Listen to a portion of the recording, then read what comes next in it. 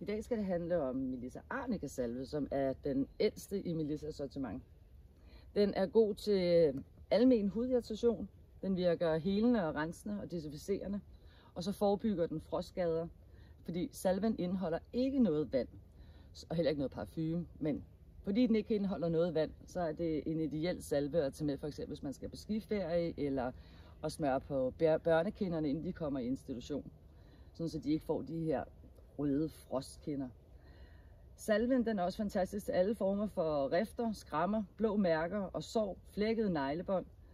Den er også god at bruge efter hårfjerning, f.eks. hvis man har plukket øjenbryn, hvor at salven den fjerner rødmen efter kort tid.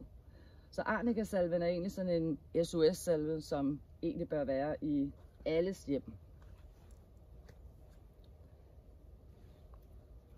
Og lige vise her. Så ligger den i 75 ml. Og den trænger hurtigt ind. Så det var lidt af Melissa Arnica salve.